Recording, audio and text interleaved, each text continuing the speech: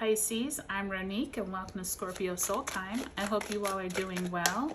Welcome to your May 2022 month ahead tarot and astrology reading. I hope you all are doing good at this time. This is a very pivotal time in astrology. We are right in the middle of eclipse season.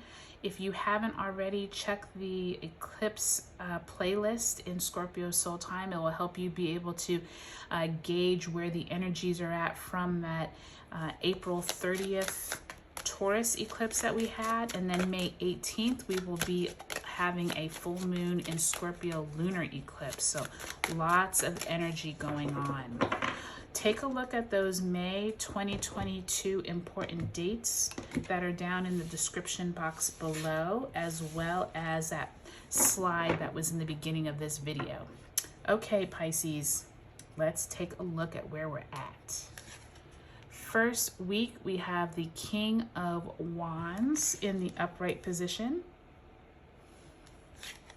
And we have the Queen of Pentacles. So possibly you and a partner, or possibly someone of influence coming on in and helping you that first week of the month.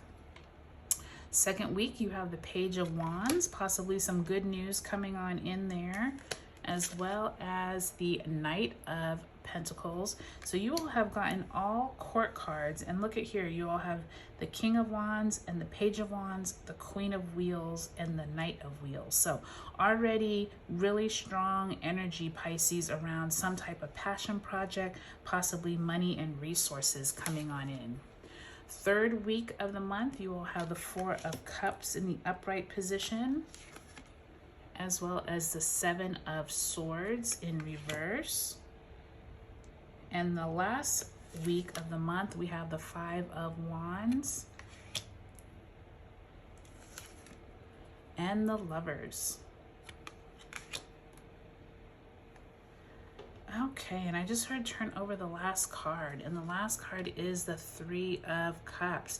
So you all have some type of celebrating possibly at the end of the month. Actually, I'm going to leave that, let's see right here, Five of Wands. We're going to leave this over here with the Five and the Lovers, because I think that's something dealing with this group dynamic at the end of the month. So let's take a look here.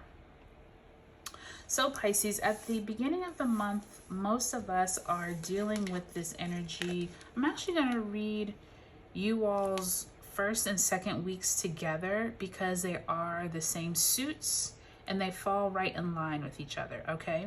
So the first week of the month, we are all coming off of that energy of that Taurus eclipse. Like I said, new seeds of intentions were probably planted. If you were trying to get a passion project off the ground, maybe going into business with someone, this looks very lucrative. It looks like you all are able to really get seeds planted. I don't know if you all were doing a business plan, if you all were like applying for your licensing. Like there's something very pivotal here with the King of Wands, the Queen of Pentacles, and then the Page of Wands and the Knight of Pentacles.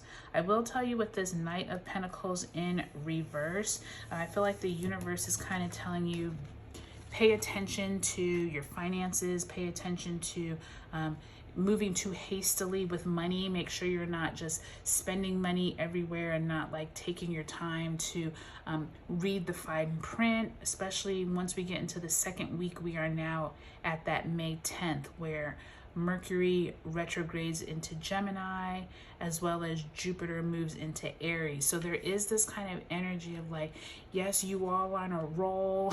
Good job. Glad you all are getting things moving, but just be mindful of the fine print.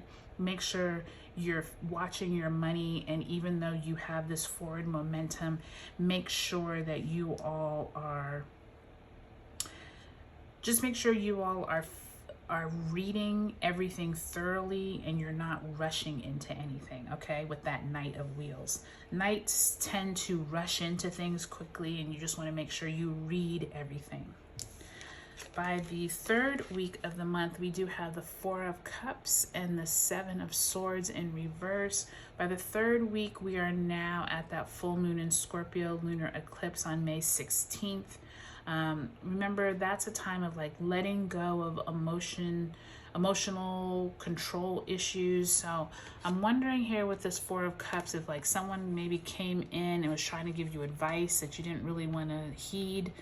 With this Seven of Swords, possibly someone's trying to get away with something, or you may think someone's trying to get away with something. But remember, Scorpio can deal with like relationships that are kind of like deep rooted, so maybe some type of truths come out at that full moon.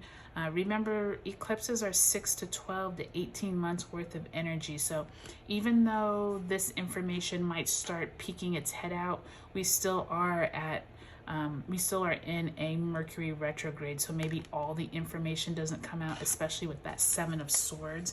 Kind of feels like someone's being sneaky behind the scenes, but you may not figure it all out quite yet.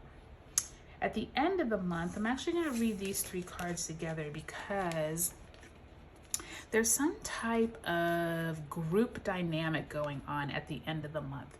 And I say that because you have the Five of Wands, the Lovers, and the Three of Cups. All of these cards symbolizes to me some type of groups that are either you're getting along good.